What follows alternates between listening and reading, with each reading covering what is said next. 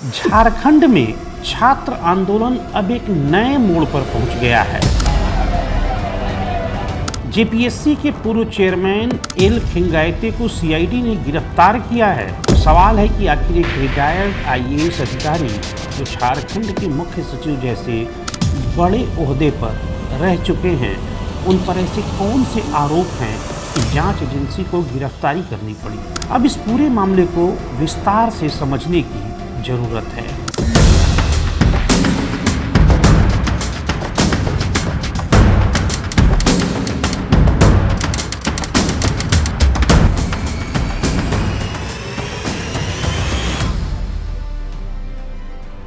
नमस्कार, मैं हूं मनोज टिबड़ेवाला आकाश। मेरे YouTube मंच द MTA स्पीक्स में आपका स्वागत है। झारखंड में जेपीएससी सहित विभिन्न भर्ती परीक्षाओं को लेकर विवाद कई दिनों से है। छात्र लगातार प्रदर्शन कर रहे हैं और भर्ती प्रक्रिया में पारदर्शिता की मांग कर रहे हैं। इसी बीच अब इस मामले में एक बड़ी कार्रवाई देखने को मिली है। झारखंड सीआईडी ने जेपीएससी के पूर्व चेयरमैन एल खिंगायते को गिरफ्तार कर लिया है। यह गिरफ्तारी ऐसे समय में हुई है जब जेपीएससी की 14वीं संयुक्त सिविल सेवा परीक्षा को लेकर पहले से ही सवाल उठ रहे हैं। सीआईडी इस पूरे मामले की जांच कर रही है और जांच के दौरान कई लोगों की गिरफ्तारी पहले ही हो चुकी है। अब सबसे पहले हम समझते हैं आखिर एल खिंगायते हैं कौन। यह कोई सामान्य अधिकारी नहीं है। ये 1988 बैच के रिटायर्ड आईएएस अफसर हैं। प्रशासनिक सेवा में उन्होंने झारखंड सरकार के तमाम महत्वपूर्ण पदों पर काम किया है और बाद में राज्य के मुख्य सचिव भी रहे। रिटायरमेंट के बाद फरवरी 2025 में उन्हें झारखंड लोक सेवा आयोग यानी जेपीएससी का चेयरमैन बनाया गया। जेपीएससी झारखंड में राज्य सरकार की अलग अलग सरकारी नौकरियों के लिए प्रतियोगी परीक्षाएं आयोजित करने का काम करता है। इसलिए आयोग के चेयरमैन की भूमिका महत्वपूर्ण हो जाती है। चेयरमैन के तौर पर खिंगायते के कार्यकाल में कई भर्ती परीक्षाएं हुई, लेकिन अब उन्हीं में से कुछ परीक्षाओं में कथित अनियमितता को लेकर जांच चल रही है। विवाद सबसे अधिक 14वीं जेपीएससी सिविल सेवा प्रारंभिक परीक्षा को लेकर सामने आया है। परीक्षा के रिजल्ट के बाद अभ्यर्थियों और छात्र संगठनों ने तमाम सवाल उठाए हैं। आरोप है कि परीक्षा प्रक्रिया में गड़बड़ी हुई है और कुछ अभ्यर्थियों को अनुचित फायदा पहुंचाया गया है। इन आरोपों के बाद मामला बढ़ा और झारखंड सीआईडी ने जांच प्रारंभ की। जांच आगे बढ़ी तो जेपीएससी कार्यालय में छापेमारी भी हुई।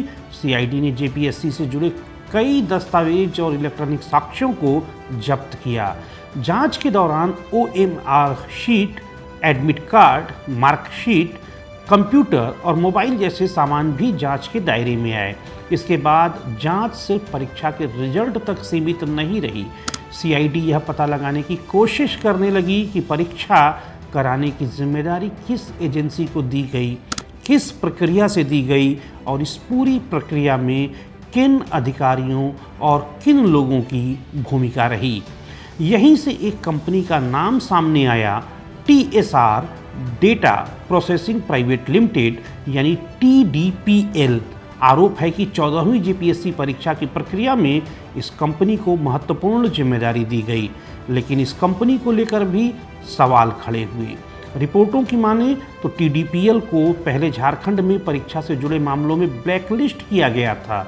इसके बावजूद उसे जेपीएससी की परीक्षा से जुड़ा काम दिए जाने को लेकर सवाल उठे। यही मामला अब जांच का एक महत्वपूर्ण हिस्सा है। सीआईडी यह पता लगाने की कोशिश कर रही है कि आखिर जिस एजेंसी पर पहले से सवाल उठ चुके हों, उसे परीक्षा का काम दोबारा किस प्रक्रिया के तहत दिया गया। क्या इसके लिए सामान्य टेंडर प्रक्रिया अपनाई गई थी या फिर किसी दूसरे तरीके से काम सौंपा गया। और सबसे बड़ा सवाल यह है कि इस फैसले में किस किस की भूमिका थी। इसी कड़ी में अब पूर्व जेपीएससी चेयरमैन एल खिंगायते की गिरफ्तारी हुई है, लेकिन यहाँ यह समझना भी आवश्यक है कि गिरफ्तारी का मतलब यह नहीं होता कि अदालत ने किसी व्यक्ति को दोषी करार दे दिया है। गिरफ्तारी जांच का हिस्सा भर है और अदालत में आरोप साबित होना अलग कानूनी प्रक्रिया है। खिंगायते से सीआईडी पहले भी कई बार पूछताछ कर चुकी थी। अलग अलग दौर में उनसे करीब 30 घंटे तक पूछताछ किए जाने की खबर सामने आई। उनसे परीक्षा कराने वाली एजेंसी के चयन, परीक्षा प्रक्रिया और दूसरे संबंधित मामलों के बारे में पूछा गया। जांच के दौरान उनके आवास और उनसे जुड़े दूसरे स्थानों पर भी तलाशी ली गई। इसके बाद खेंगाइते ने जेपीएससी चेयरमैन के पद से इस्तीफा दिया। उन्होंने उस वक्त कहा था कि उन्होंने निष्पक्ष जांच सुनिश्चित करने के लिए खुद ही पद छोड़ा है, ताकि उनके पद पर रहते हुए जांच को लेकर किसी तरह का सवाल न उठे। उन्होंने यह भी कहा था उस वक्त कि वह जांच में सहयोग करेंगे, लेकिन अब जांच आगे बढ़ गई और गिरफ्तारी तक हो चुकी है।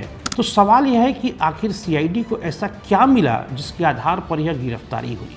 खबरों की माने तो जांच एजेंसी का फोकस इस बात पर है कि टीडीपीएल जैसी कंपनी को परीक्षा संचालन का काम किस प्रक्रिया के तहत दिया गया और क्या इसमें नियमों की अनदेखी हुई।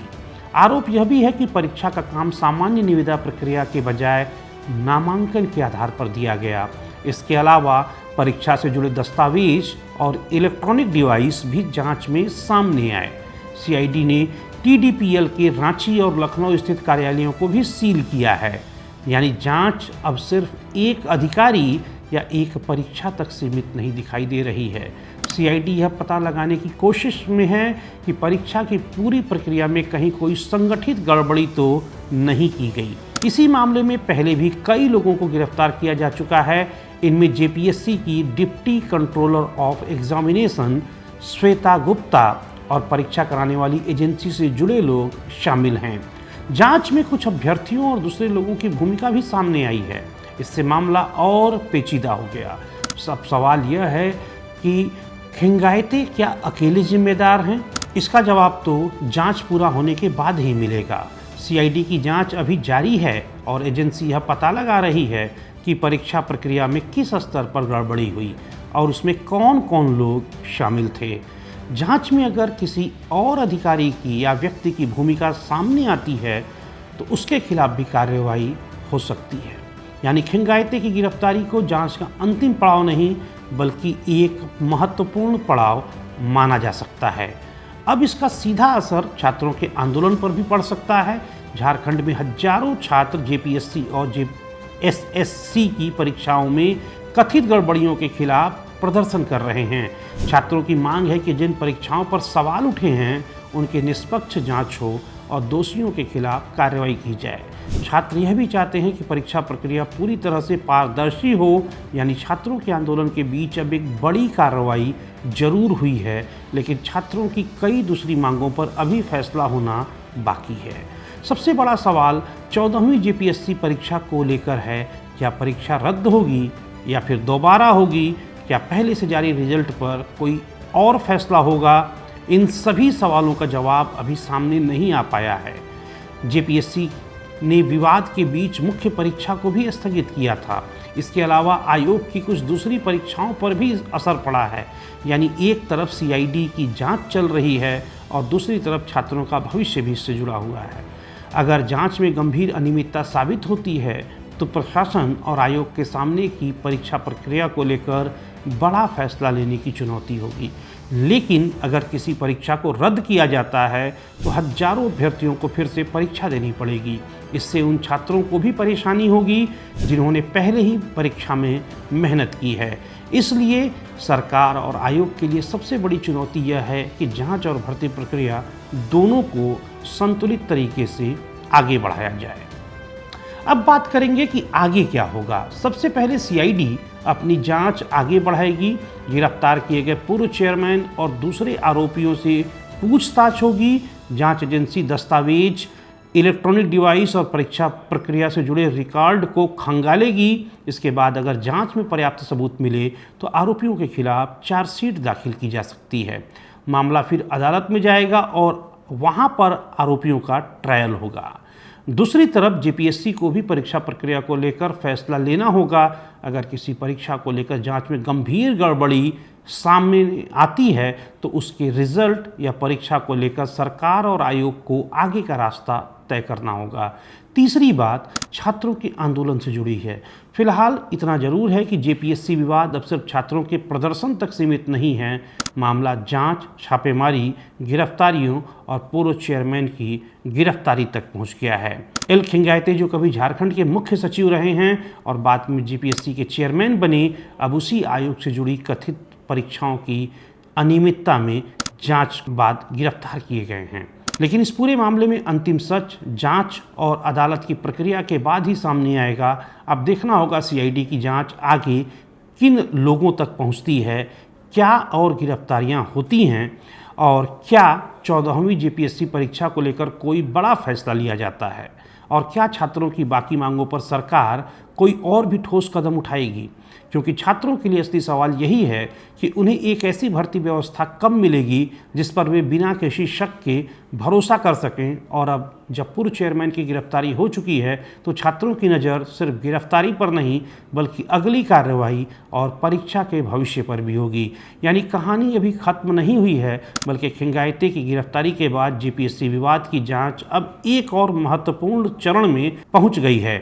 अब देखना है कि जांच से कौन कौन से नाम सामने आएंगे, परीक्षा को लेकर क्या फैसला होता है और क्या सरकार छात्रों के भरोसे पर खरा उतर पाती है। तो यह था मेरे YouTube मंच द एमटीए स्पीक्स पर मेरा आज का यह विशेष विश्लेषण।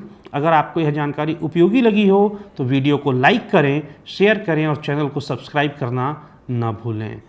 मुझे यानी मनोज टिबड़ेवाल आकाश को दीजिए इजाज़त। कल फिर मिलूंगा इसी जगह इसी मंच पर एक और नए धारदार विश्लेषण के साथ। धन्यवाद।